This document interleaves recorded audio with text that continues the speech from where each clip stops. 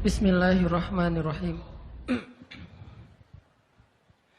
Assalamualaikum warahmatullahi wabarakatuh.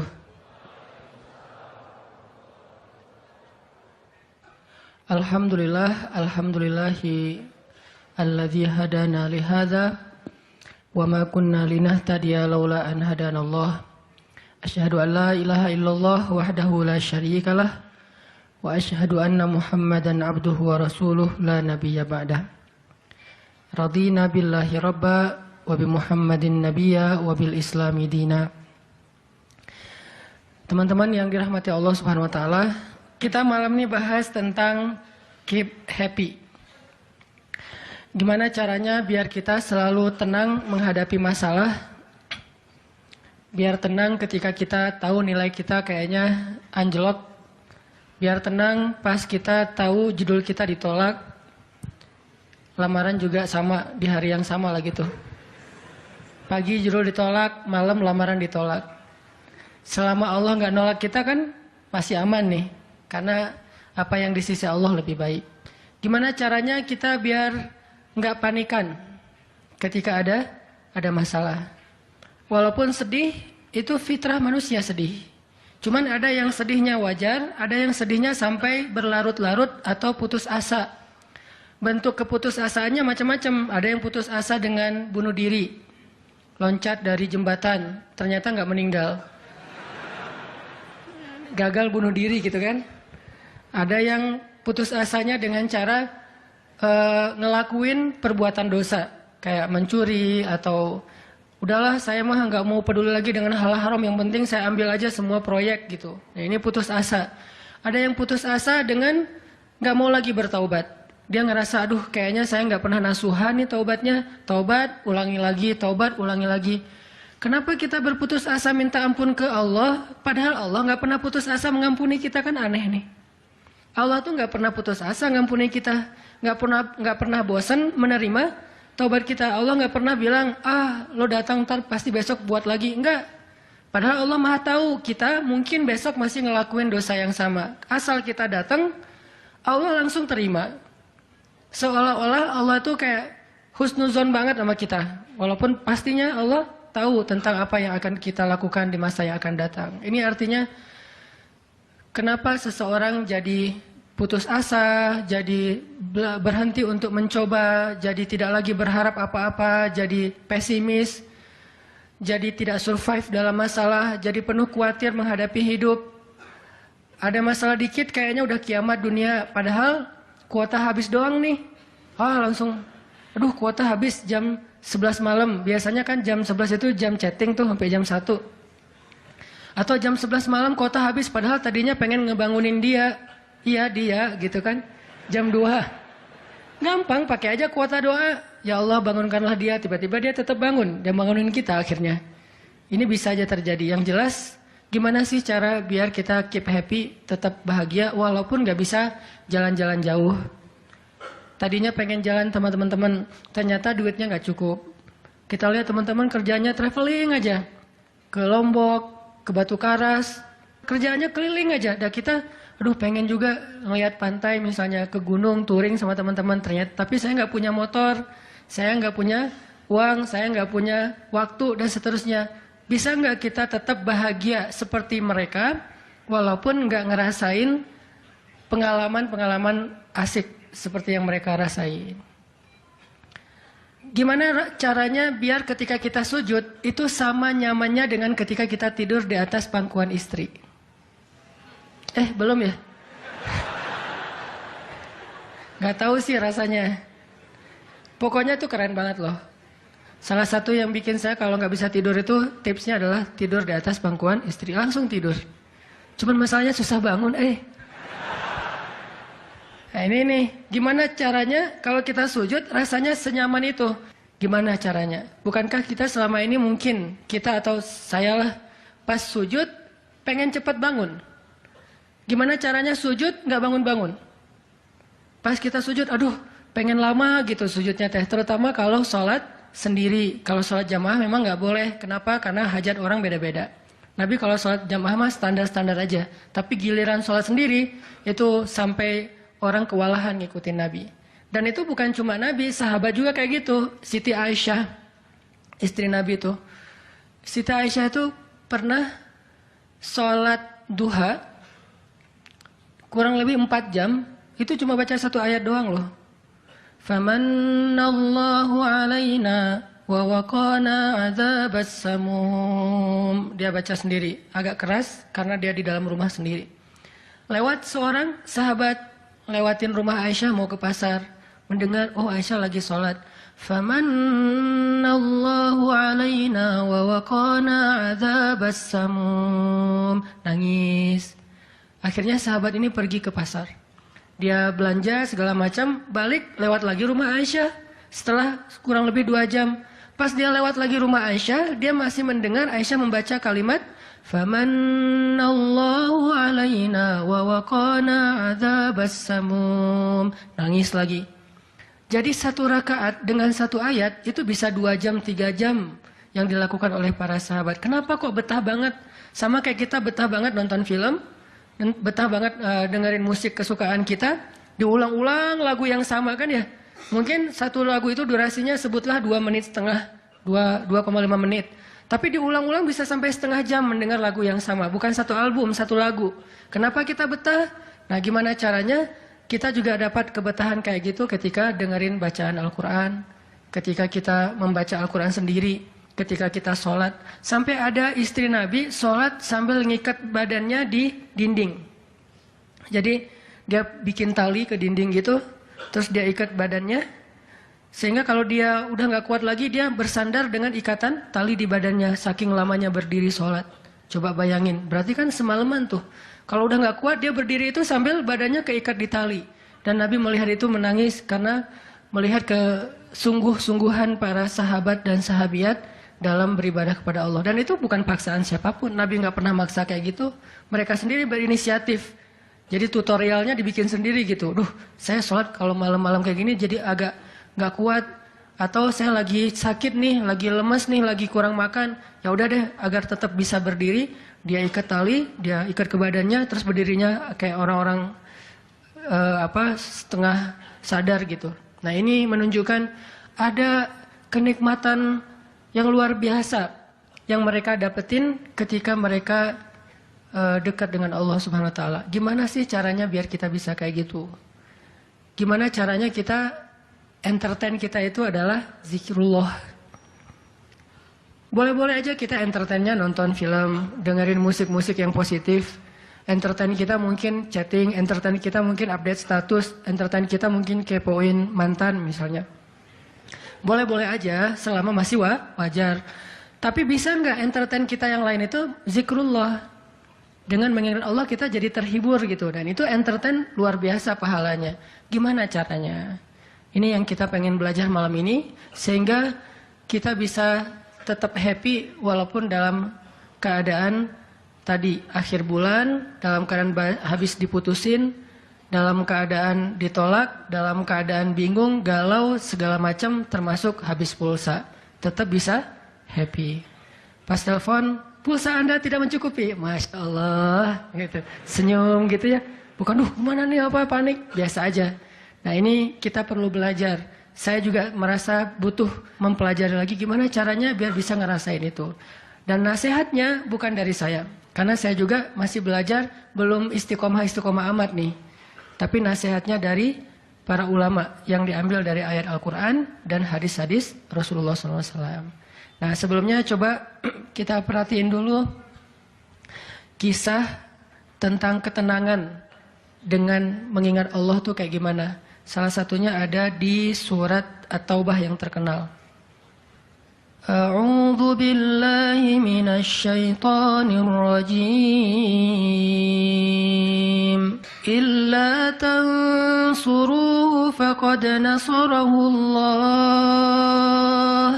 إذ أخرجه الذين كفروا ثاني اثنين إذ هما في الغار إذ يقول لصاحبه لا تحزن إن الله معنا فأنزل فأنزل الله سكينته عليه وأيده بجنود لم تروها وجعل كلمة الذين كفروا السفلى وكلمة الله هي العليا والله عزيز حكيم. Kalau kalian tidak menolongnya, maka sungguh Allah akan menolongnya. Seperti ketika orang-orang kafir mengeluarkan dia dari kota Mekah pada saat dia menjadi salah satu di antara dua orang yang berdiam di dalam gua, yaitu Gua Thur. Ketika ia berkata kepada sahabatnya, yaitu Abu Bakar, dia di sini siapa? Rasulullah SAW. Ketika dia berkata kepada sahabatnya, La tahzan, innallaha ma'ana. Janganlah kamu khawatir, bersedih, takut, itu sama. Sesungguhnya Allah bersama kita. Maka Allah Subhanahu wa taala menurunkan rasa ketenangan kepadanya dan menolongnya dengan tentara yang kalian tidak bisa melihat. Sehingga Allah menjadikan kalimat orang-orang kafir itu menjadi dikalahkan atau rendah, dan kalimat Allah adalah kalimat yang tinggi, dan Allah Maha Perkasa lagi Maha Bijaksana. Ini kan kata-kata yang paling populer ya, la tahzan innallaha ma'ana.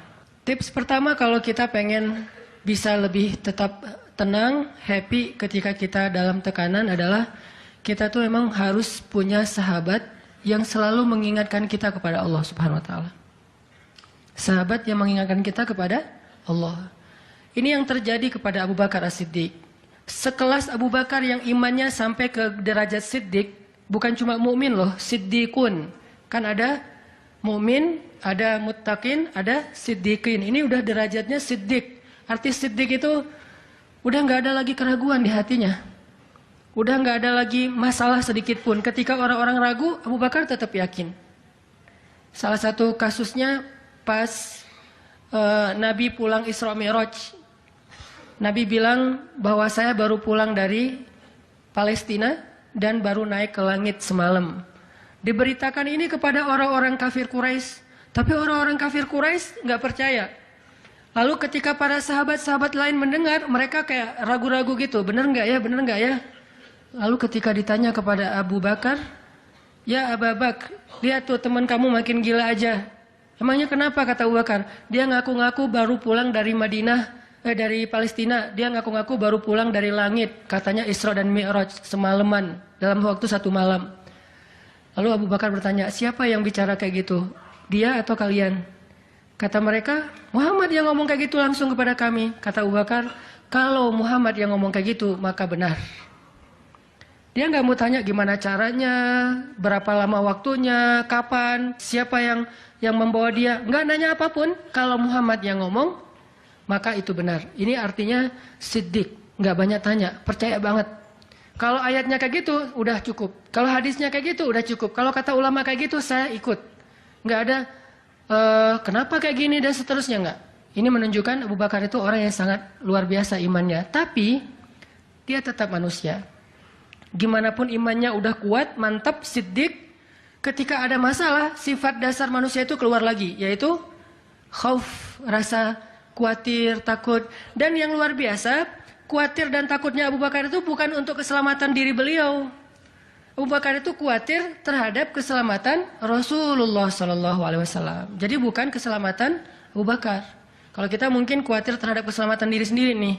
Kalau Abu Bakar derajatnya khawatir terhadap gimana ya Rasul, kalau mereka ngelihat ke bawah, ke kakinya, pasti kita akan ketahuan. Karena mereka sembunyi di sebuah lubang, nggak gua sih, kecil, lubang di bukit Jabal Thur. Dan orang-orang kafir Quraisy sudah datang ke lubang itu, berdiri tepat di pintu gua. Kalau mereka ngelihat ke bawah, udah ketahuan tuh, kelihatan Rasulullah sama Abu Bakar. Sehingga Abu Bakar berkata, ya Rasulullah, kalau mereka ngelihat kita sedikit aja ke bawah kaki mereka, mereka akan menemukan kita. Gimana ini ya Rasul? Saya khawatir terhadap keselamatanmu. Apa kata Nabi? Ya Abu Bakar, ma dhannuka bithnain, Allahu salisuhuma. Wahai Abu Bakar, kenapa kamu pikir kita cuma berdua? Allah yang ketiga di antara kita. Baru la tahzan, innallaha ma'ana. Jangan khawatir, Allah bersama kita.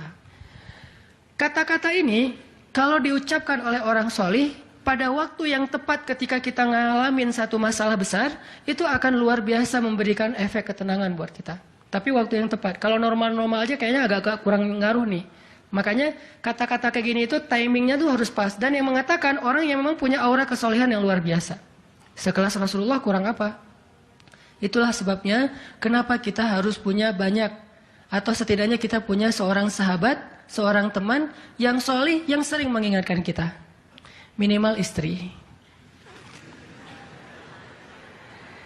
Kenapa? Karena kalau kita galau dalam urusan kerjaan, nanti pas kita pulang ke rumah, yang akan bilang la tahzan innallaha ma'ana adalah pasangan kita. Dengan nada yang lembut, dengan senyum yang khas, dengan dekapan yang mungkin penuh kasih sayang, itu benar-benar bisa bikin kita tenang. Gak tahu tenang karena kata-katanya atau dekapannya nih, enggak. Saya juga bingung. Dua-duanya kali ya. Dia bilang, la tahzan ya azizi. Panggilan buat suami bahasa Arabnya yang lembut tuh azizi. Bukan al-aziz ya. Al-aziz mah nama orang. La tahzan ya azizi. Atau ya habibi. Atau ya albi. Albi itu artinya jantungku. Jangan dipakai deh, biar saya aja yang pakai itu. La tahzan. Jadi misalnya kayak suami galau tentang kerjaan. Mah, Papa lagi galau nih, kenapa Pak? Di kantor itu kemarin kita ada tawaran proyek. Cuman proyeknya kayaknya cara untuk ngedapetin proyek itu, cara-caranya tuh agak-agak kurang baik gitu. Ada suap segala macam. Tapi itu proyeknya untung besar loh Mah. Nah kalau kita nggak suap, kita nggak akan dapat proyek itu. Ini gimana nih Mah? Diambil nggak? Kan galau nih, udah istikharah belum mantap nih hatinya. Istrinya yang bilang, Papa, Allah yang kasih kita rezeki. Kalau Papa ninggalin sesuatu karena Allah, Allah akan ganti dengan yang lebih baik. Pasti dari booster ya, Mah. Nyontek gitu ya. Nah, kalau dia ngomong kayak gitu kan jadi mantep nih. Kayak saya juga pernah ngerasain lagi kayak sedih gitu, lagi galau karena satu urusan. Istri mengatakan, udah serahin aja sama Allah. Kan jadi mantap kan hatinya. Hal-hal yang kayak gini nih. Kalau belum punya pasangan, temen. Sehingga Nabi mengatakan almar'u ala dini khalilih. Seseorang itu bergantung loh kepada tingkat kesolehan temannya. Kalau temannya soleh, insya Allah dia akan terjaga oleh teman itu ketika dinasihati, diingatkan. Saya aja ngerasa banget yang kayak gitu. Ada masa-masa ketika saya kayak futur. Futur itu teman-teman artinya lagi lemah imannya. Mungkin banyak lalai, banyak main, sedikit manfaat. Walaupun ada juga banyak main, banyak manfaat. Itu mah tagline entah siapa akunnya gitu. Lagi futur nih ya, lagi futur. Lemah, ngerasa bangun tahajud kayak susah gitu. Ke masjid males, zikir gak khusyuk, tilawah Al-Quran gampang ngantuk. Jalan sama seorang teman saya yang dia bukan ustadz sama sekali. Bahkan dia ngakunya belajar ke saya. Gak tahu benar apa enggak. Yang sejatinya mungkin saya belajar ke dia. Lagi jalan, setelin tilawah Al-Quran. Yang baca saya lagi tuh. CD tilawah Al-Quran saya. Saya kan gak pernah mendengar CD sendiri. Pas diputarin itu siapa? Lah itu Ustadz. Oh ya. Baca surat Al-Mulk. Tabarakalladzi biyadihil mulku wa huwa ala kulli syai'in qadir. Pas sampai di ayat-ayat tentang Jahannam, tentang neraka, tentang apa? Walaqad zayyana as-samaa'a ad-dunya bimasabih dan seterusnya, dia nangis.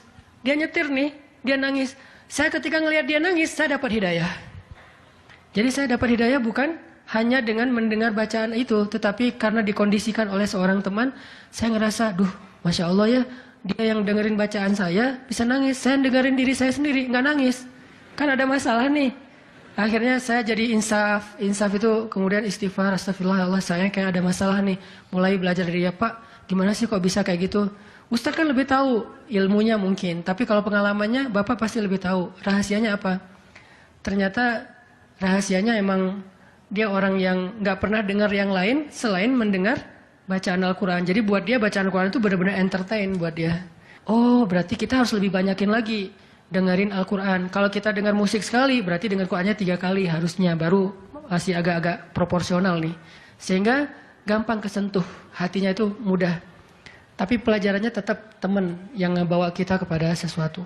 Ternyata triknya pertama, mengingat Allah itu kan bukan cuma menyebutkan Allah, Allah, Allah. Tapi ketika kita sedang dalam keadaan bingung, khawatir, galau, sedih, tertekan, panik, tiba-tiba teman kita mengingatkan kita kepada Allah dengan bahasa yang sederhana. Kalau bahasa sederhananya Al-Quran, la tahzan, innallaha ma'ana. Dan itu boleh diterjemahin ke bahasa yang lebih sederhana versi kita. Karena itu bahasa Al-Quran yang mungkin buat sebagian orang nggak dapat nih, karena mungkin nggak paham bahasa Arab. Jadi kalau teman kita lagi sedih jangan bilang, la tahzan dong, innallaha ma'ana. Apaan tuh lu baca Quran gitu ya. Nggak ngerti kan dia, kita bisa terjemahin. Udah tenang aja, Allah yang bantu. Tenang aja, Allah yang beresin. Tenang aja, serahin aja kepada Allah. Allah itu sebaik-baik kita nyerahin sesuatu. Ngomong kayak gitu tuh kena. Kalau timingnya pas kita lagi ngalamin satu masalah. Terutama masalah-masalah kayak masalah rezeki itu paling bikin kita sering panik, kehilangan sesuatu, ditipu orang, segala macam. Kita bilang, udah nggak apa-apa, nanti Allah ganti yang dengan yang lebih baik. Allah yang ganti gitu. Allah yang ganti. Tenang tuh jadinya. Karena kita sedang mengetuk kembali imannya di saat dia sedang butuh-butuhnya iman itu. Dan itu butuh teman yang bisa mengingatkan kita. Sehingga Nabi bilang, ciri-ciri teman yang baik itu adalah kalau kita ketemu dia bikin kita sering ingat Allah. Dia bikin kita sering ingat Allah. Coba teman-teman renungkan nih, coba dihitung-hitung. Kita kalau ketemu teman ngomongin dunia berapa sering? Terus ngomongin Allah berapa sering? Kan jarang banget kita ketemu teman ngomongin tentang Allah kan? Dan kayaknya nggak tahu juga bahannya mau ngomongin apa tentang Allah. Kita ngomongin tentang Allah yuk. Ngomongin tentang Allah, apaan tuh? Kan bingung dia tuh. Maksud lo qul huwallahu ahad gitu. Atau ayat kursi. Berarti kita belum terbiasa bicara tentang Allah. Nah ini yang harus kita coba latih pelan-pelan nih. Kita lihai banget nih. Bisa smooth banget masuk ke tema tentang dunia. Bisa ganti-ganti topik. Dan semuanya tentang dunia. Tentang kuliner, tentang kerjaan, tentang jodoh, tentang kuliah, tentang pendidikan, tentang apapun. Tentang teman. Bisa dengan mudah dan seru gitu ngomongin tentang dunia teh. Dan itu bukan sesuatu yang dilarang memang. Cuman kok nggak seimbang kita ngomongin tentang Allah Subhanahu Wa Taala. Coba kita belajar cari teman yang udah sefrekuensi dulu. Arti sefrekuensi bukan sama-sama udah baik. Sama-sama udah niat pengen memperbaiki diri. Sama-sama udah punya tekad kita pengen hijrah nih. Lagi-lagi bukan merasa diri kita lebih baik dari orang lain. Tapi yang udah sefaham. Supaya nggak banyak perdebatan. Ajak dia ngobrol tentang Allah pelan-pelan dan secara bertahap. Nggak bisa langsung ngejos. Nggak bisa langsung, coba lo sebutin rububiyah asma Allah yang 99 apa aja. Itu mah cerdas cermat ya. Tapi kita ngomongin Allah tuh baik banget loh kemarin gini. Allah aja yang diomongin. Sehari minimal kita ngomongin Allah itu sekali deh. Dan sekali itu jadi obrolan. Bukan cuma mention doang ya. Tapi obrolan gitu. Jadi diskusi. Sekali aja sehari. Dan gak harus lama. Mungkin cuma 5 menit. Kalau kita gak bisa ngelakuin itu secara spontan. Gak apa-apa di setting. Kita ketemu sama teman kita. Kita bikin kayak program gitu. Kita kalau ketemu pokoknya harus sekali sehari ngomongin tentang kebesaran Allah. Coba digituin. Makin sering itu makin akan nanemin satu belief faith di dalam hati kita. Sehingga ketika nanti kita ada masalah diketuk rasa iman itu cepat baliknya. Berarti kita harus cari teman yang mau menasihati kita, bicara bareng kita tentang kebesaran Allah. Dan itu yang dilakukan Nabi Musa dengan Nabi Harun ketika berdakwah yang Allah sebutin di surat Toha. Nabi Musa mau berdakwah kepada Fir'aun. Minta teman supaya bisa mengingat Allah ketika lagi dalam keadaan marah. Soalnya Musa tahu, Musa itu orangnya marah. Kalau udah marah ngeri. Harun orangnya kalem, woles. Sehingga butuh seseorang yang bisa menahan amarah dan emosinya Musa. Sehingga kata Musa, ya Allah beri saya seorang teman yang bisa mendampingi saya dalam dakwah, yaitu Harun. Kay nusabbihaka katsira wa nadhkuraka katsira, supaya kami sering bisa mengingat Engkau. Artinya kalau Musa sendiri marah, lupa sama Allah. Tapi kalau ada Harun, Musa istighfar, astagfirullahaladzim. Gitu. Begitu juga nabi kecil. Ada 2 orang nabi kecil sepupuan. Siapa dia? Isa dan Yahya. Nabi Isa dengan Nabi Yahya. Anak kecil 2 orang nih. Dua-duanya keren. Dua-duanya soleh. Dua-duanya ganteng. Dua-duanya idola. Selebgram lah di masanya. Pokoknya luar biasa nih 2 orang. Cowok. Anak usia, kalau nggak salah Yahya waktu itu umurnya udah sekitar 10 tahun. Isa baru lahir, berarti beda 10 tahun. Pas mereka ABG, beda 10 tahun tapi nyambung ngobrolnya. Pas mereka jalan kemana-mana berdua tuh, yang satu orangnya gampang tersentuh, nangis, yaitu Yahya. Yang satu lagi orangnya tegas, yaitu Isa.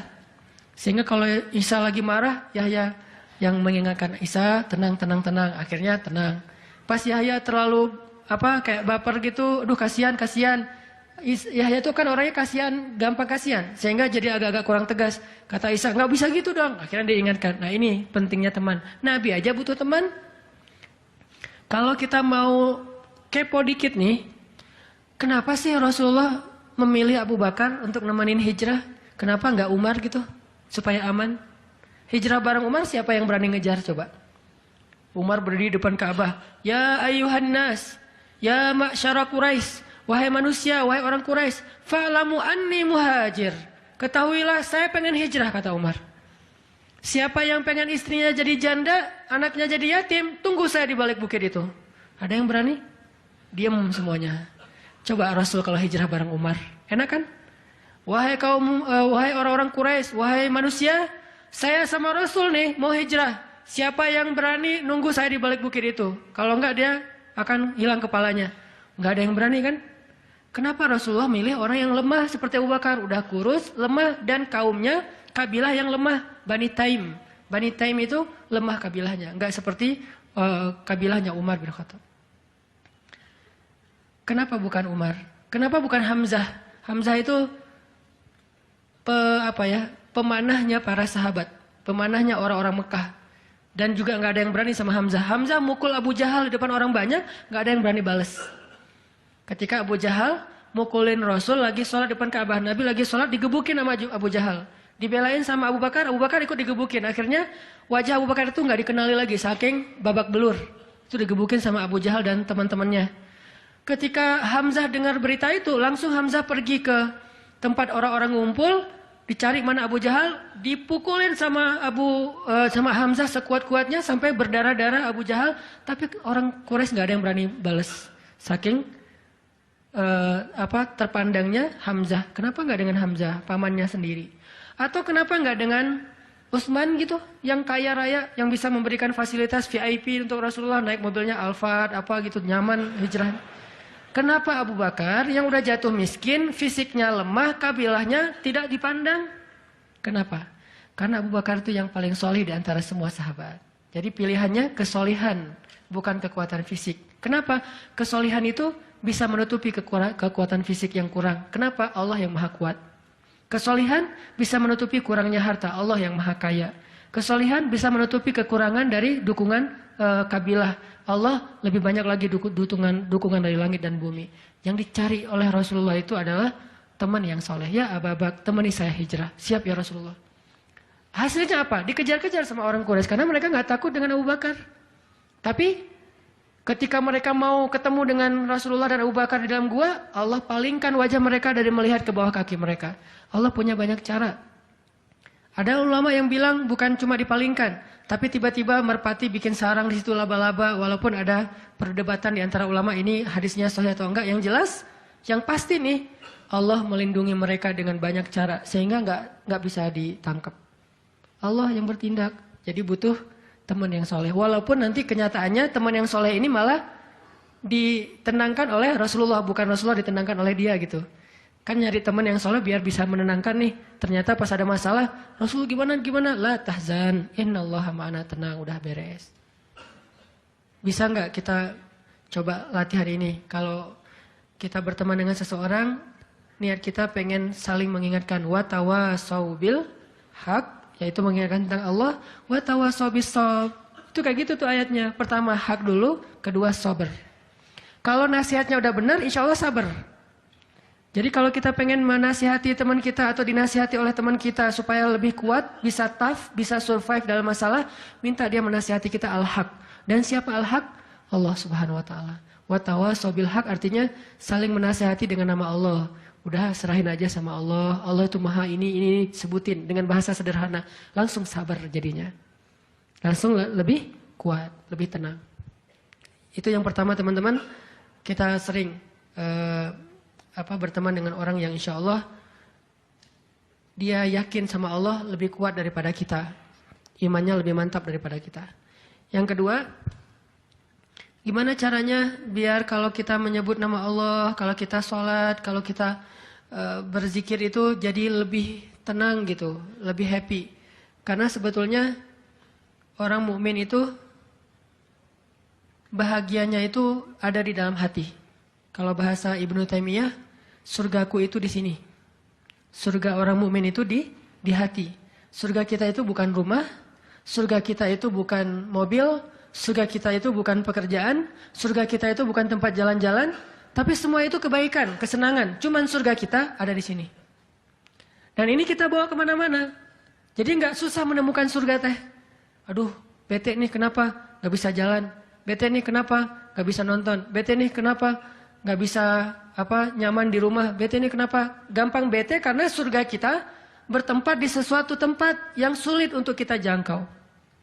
Harusnya itu jadi hiburan buat kita, bukan surga. Sedangkan surga memang adanya di hati. Ada masalah, Allah lebih kuasa, makhluk tidak kuasa. Ada masalah, kita bilang, Allah maha besar, masalah saya kecil dibandingkan Allah. Kalau dibandingkan kita, mungkin kita lebih kecil daripada masalah. Tapi dibandingkan Allah kita, Allah lebih besar. Allahu Akbar. Kita belajar Allah yang maha memelihara. Kita kan dipelihara Allah, terus ngapain kita khawatir? Kalau gitu nggak usah ikhtiar, Ustaz. Ikhtiar. Tapi jangan libatkan hati. Ikhtiar itu pakai tangan, pakai kaki, pakai tenaga fisik. Hati nggak perlu berikhtiar. Hati itu bertawakal. Fisik kita berikhtiar, hati kita bertawakal. Jangan sampai hati kita ikut ikhtiar, ini bahaya nih. Kalau hati kita ikut ikhtiar, berarti kita lebih percaya kepada makhluk daripada Allah. Nanti akan mentok, kalau udah mentok putus asa, itu penyebabnya. Gara-gara hatinya baper dengan ikhtiar. Ketika jalan-jalan ikhtiar itu tertutup, hati kita jadi give up. Nyerah aja deh. Sedangkan kalau hati kita nggak ikhtiar, dia cuma tawakal. Jalan tertutup, dia masih bilang, Allah maha kuasa. Ala kulli syai'in qadir. Segala sesuatu Allah maha bisa. Nggak mungkin nggak bisa. Tetap. Makanya jangan ikhtiar pakai hati. Ikhtiar pakai tenaga. Hati tawakal babnya. Sehingga tawakal itu amal hati. Ikhtiar itu amal fisik. Kan dalam Islam itu ada amal batin, ada amal zahir ya. Amal batin hati. Amal zahir fisik kita. Ikhtiar amal zahir. Jangan dicampur dengan amal batin. Coba teman-teman buka deh surat Hud, surat 11. Kalau ragu tentang rezeki baca nih ayat nih. Surat 11, surat Hud ayat 6. Wa ma min dabbatin fil ardi illa 'ala Allahi rizquha wa ya'lamu mustaqarraha wa mustawda'aha. Kullun fi kitabim mubin. Tidak ada satu hewan melata pun di muka bumi kecuali Allah menjamin rizkinya. Ini amalan hati nih. Ini ayat untuk menguatkan hati kita, bukan menguatkan fisik. Tapi biasanya hati kalau udah kuat, fisik kebawa. Kan kata Nabi kalau hatinya baik, yang lain ikut baik. Kalau hatinya buruk, yang lain ikut buruk. Jadi kalau hatinya udah give up, pasti fisiknya jadi lemah. Kalau hatinya tough dan masih punya belief ke Allah, masih punya harapan, maka fisiknya juga akan kuat. Wa ma min dabbatin fil ardi illa 'ala Allahi rizquha wa ya'lamu mustaqarraha wa mustawda'aha. Allah tahu di mana rezeki kita disimpan.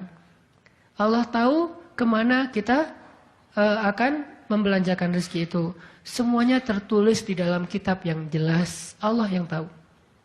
Allah yang menjamin. Nggak ada yang nggak dijamin rezekinya. Makanya saya pernah cerita tuh dulu. di mall sebelah. Saya sama istri habis kajian di sini atau sebelum kajian di sini, sebelum maghrib sempat mau belanja dulu, belanja di supermarketnya di bawah, lantai bawah.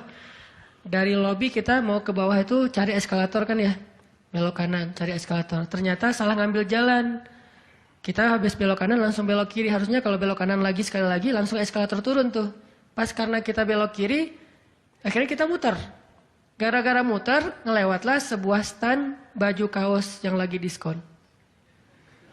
Wih, diskon 50%. Akhirnya saya sama istri masuk. Ternyata lucu-lucu juga buat anak gitu. Alhamdulillah akhirnya kita beli 2 helai. Baru setelah itu kita jalan lagi, cuma beberapa meter, masuk eskalator turun. Siapa yang telah menggerakkan kaki saya sampai salah jalan? Sehingga saya harus muter. Dan akhirnya masuk ke stand itu. Alallahi rizquha. Allah yang menjamin rezeki. Kayak gitu cara Allah menskenariokan. Kalau saya ngambil jalan kanan, mungkin saya nggak akan masuk ke toko itu.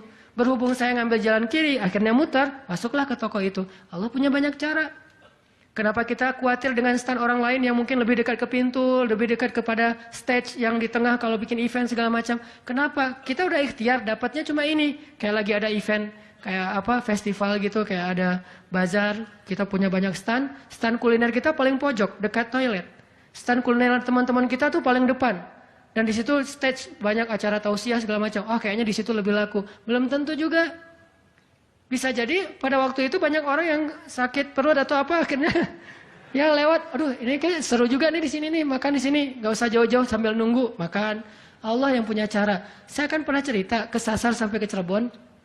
Kenapa kesasar? Ada suatu hari Minggu kayak lagu. Ada satu hari Minggu nih. Bingung, kita pengen keluar sama keluarga, sama anak-anak. Kita keluar yuk. Saya bilang ke anak-anak, hayu, kata anak-anak. Kemana? Ke Kota Baru aja. Di situ kan ada jam matahari tuh.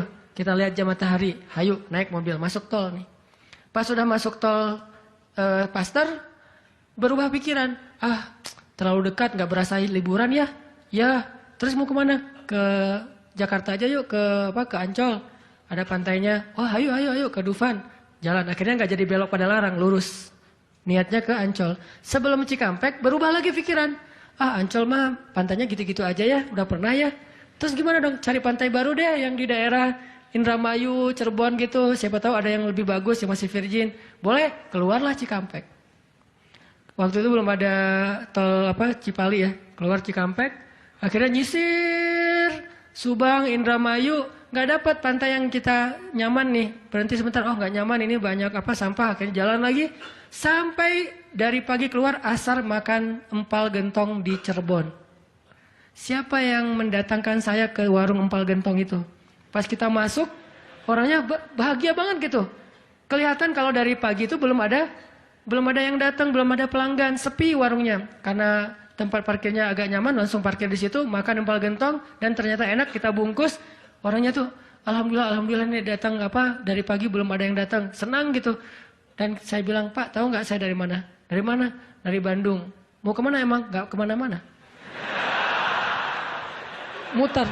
Jadi kita cuman dari Bandung cuma pengen makan empal gentong di Cirebon ujung-ujungnya. Pulang sampai ke Bandung jam 10 malam, macet lagi tuh di Sumedang karena ada perbaikan jalan. Cuma pengen makan empal gentong, ngasih rezeki ke orang di Cirebon, kayak gitu banget tuh caranya tuh, coba lihat cara Allah. Oh, yakin nih sama Allah. Allah bisa banget ngedatangin. Kalau ini terjadi kepada orang lain, berarti kalau saya cari rezeki bisa juga caranya kayak gitu. Allah kan punya banyak cara. Cuman kadang-kadang atau seringnya kita nggak tahu cara itu, tahu hasilnya doang nih. Tiba-tiba dapat. Sesederhana itu kita berpikir, akhirnya sesederhana itulah syukur kita ke Allah. Kalau kita tahu gimana rumitnya rezeki itu datang ke kita, kita akan syukurnya lebih pasti tuh. Masya Allah ya, Allah ngedatangin rezeki ke saya tuh gitu-gitu amat, sampai ada orang yang kesasar sekeluarga, bingung gitu. Tapi kan dia, kalau saya nggak cerita dia nggak akan tahu. Dia pikir cuma orang yang memang tinggal di Cirebon atau emang lagi jalan lewat kebetulan mampir. Artinya karena dia nggak tahu prosesnya, rasa syukurnya juga sederhana. Sama kayak kita nggak mensyukuri masakan istri kita kalau yang udah punya. Istri itu masak tuh rempong loh dari pagi, wah sampai ganti lagi. Kita nggak tahu ya, mungkin istri kita baru belajar masak, gagal 2 kali loh. Itu yang ketiga tuh, nggak enak pula. Udah gagal 2 kali. Dan kita pikir cuma masak sayur gini doang mah, sayur bening mah gampang. Kita kan nggak tahu prosesnya, sehingga apresiasi kita juga ya segitu-gitu aja. Kalau kita tahu prosesnya, walaupun cuma sayur bening sama telur ceplok, kita akan peluk istri kita, mah makasih banyak ya, mama udah berkorban banget buat papa, mah hari ini makanan terenak sepanjang hidup papa loh mah. Kenapa ngomong gitu? Karena tahu prosesnya. Gitu juga kita ke Allah. Karena kita nggak tahu proses rezeki itu Allah setting sampai datang ke kantong kita. Kita kayak, ya alhamdulillah gitu doang. Tapi kalau kita tahu, Masya Allah, ya Allah, alhamdulillah atas semua nikmat yang kau berikan, puji-puji Allah. Artinya teman-teman, kalau galau tentang rezeki dari Allah, tentang pekerjaan, tentang kuliah, segala macam, termasuk tentang jodoh, coba baca ayat 6. Semua Allah yang jamin. Ini bab hati ya, lagi-lagi bab hati. Ikhtiar mah jalan aja terus. Tapi hati, Allahi rizquha, Allah yang menjamin. Itu baru jadi tenang nih mengingat Allah, tetap happy, gimana-gimana juga. Dan ini ditaraddud, diulang-ulang. Coba diulang-ulang nih ayat nih. Jadikan salah satu ayat favorit. Kalau kita lagi galau, langsung baca ayat ini berulang-ulang. Sendiri kalau bisa. Baca dulu terjemahannya, hafal. Kalau udah hafal terjemahannya, tinggal baca ayatnya berulang-ulang. Sebelum tidur mungkin kalau yang paling tenang, kalau khawatir nggak bangun tahajud ya udah sebelum tidur baca. Wa ma min dabbatin fil ardi illa 'alallahi rizquha, diulang. Itu beda banget loh rasanya. Belajar untuk mentafakuri kebesaran Allah sehingga kalau kita nanti ada masalah mengingat Allah lebih mantap. Jadi dua ya, satu teman, kedua sering-sering tafakur. Wa yatafakkaruna fi khalqis samawati wal ard. Tafakkur. Dan sebetulnya teman-teman ya, kalau kita mau lebih persis nih, sholat duha itu ya, emang sholat tafakkur sebetulnya. Dulu para sahabat atau para anbiya, sholat duha itu di tempat terbuka. Di bukit, di kebun gitu. Sholat duha itu di tempat-tempat alam terbuka. Jadi benar-benar untuk tafakur alam. Sholat duha itu fungsinya untuk itu sebetulnya. Walaupun boleh banget dilakuin di dalam ruangan, di masjid, di rumah, di kantor. Boleh banget di kampus. Tapi kalau kita ada kesempatan sesekali, coba deh. Sengaja ngapain touring ke atas misalnya, ke Lembang, pengen duha. Dan duduk sendiri, jangan berjamaah. Bukan gak boleh, boleh aja sholat sunnah berjamaah. Cuman kali ini kita pengen menyendiri aja berdua sama Allah. Duduk. Ngomong sama Allah, ya Allah, jangan biarkan saya berputus harapan kepada Engkau. Jangan biarkan saya berputus asa dari rahmat-Mu. Bimbing hati saya, ya Allah, tolong saya dalam masalah ini. Engkau maha kuasa, siapa lagi yang bisa nolong saya selain Engkau? Ngomong kayak gitu sama Allah, yang romantis, yang akrab gitu. Jangan sampai kita ngomong ke Allah tuh kayak orang gak kenal. Cuman copy paste, Rabbana atina fid dunya hasanah fil akhirati hasanah wa qina azabannar. Amin. Udah kayak enggak kenal gitu. Ngomong sama Allah itu akrab, ngomong ya Allah, gimana nih? Saya ada masalah kayak gini, curhat sama Allah. Itu beda loh. Kalau itu kita coba praktekin, saya yakin asal sesuai dengan cara-cara tadi tuh sendiri, alam terbuka, curhat sama Allah, ingat kebesaran-kebesaran Allah, insyaallah bizikrillah tatmainnul qulub, tenang banget tuh hati. Saya kadang-kadang mempraktekkan itu walaupun nggak di alam terbuka banget, tapi minimal mencoba untuk menyendiri gitu. Rasulullah kalau lagi ada masalah sama keluarganya menyendiri di masjid kan, duduk di mihrab berzikir pada Allah, ya Allah, ya Allah, Engkau lah yang maha penyabar, saya tidak sabar. Terus curhat sama Allah, kayak anak pulang curhat sama ibu, gimana rasanya? Kan tenang kan? Kayak kita curhat sama teman pasti beda. Cuma emang yang paling indah curhat sama ibu atau sama ibunya anak-anak. Itu beda banget tuh. Nah harusnya kita curhatnya ke Allah kayak gitu tuh. Tapi jangan bilang mah, tapi angkat tangan salah. Bukan mah, ya Allah gitu. Allah dipanggil mah, jangan. Karena terlalu menjiwai pengen punya ya. Sananan mah ngebully wae. Tapi benar loh teman-teman. Saya tuh membuktikan kata Allah setengah agama itu benar. Agama itu rasanya hati kita itu kayak belum sempurna sebelum ada Dia. Jadi gimana pun solehnya tuh kayak ada yang kurang gitu. Apa ya yang kurangnya di hati saya ya? Apa ya? Ternyata namanya belum tertulis, nggak jelas juga namanya siapa gitu. Kalau udah ada itu beda banget. Curhat, ngobrol, jalan, dan kalau dia orangnya soleh, pas lagi galau dia yang langsung mengingatkan kita. Kalau perlu dia yang membangunkan kita. Tahajud berdua yuk. Hayu, tahajud berdua. Jangan panjang-panjang ya baca ayatnya. Ya siaplah. Kalau dia request kan siap ya. Bacanya jangan panjang-panjang. Kalau teman-teman yang request, kalian mah juga baju hijrah aja udah kayak gitu. Lihat nih gua nih salat tahajud nih 15 juz. Luar biasa ya. Kalau istri biasanya lebih kasih sayang. Kasihan nih istri saya seharian capek nungguin sambil tidur-tiduran gitu. Nonton TV gitu, capek dia, kasihan seharian nonton TV teh. Itu teman-teman, mudah-mudahan kita bisa ngambil 2 trik tadi, cara biar lebih tenang, happy. Kalau mengingat Allah, satu, memang butuh teman yang mengingatkan kita, bukan kita ingat sendiri. Yang kedua, banyak-banyak membaca, mentafakuri, mikirin tentang Allah itu emang maha kuasa. Salah satu materinya surat Hud ayat 6 tadi tuh. Makin kita yakin sama Allah, begitu kita ingat Allah, itu makin lebih ngaruh ke hati kita. Tapi kalau kita nyebut nama Allah nggak yakin, cuma insya Allah, ya Allah, subhanallah, masya Allah, nggak ngaruh, cuman zikir doang, cuman lisan, tapi tidak sampai ke hati.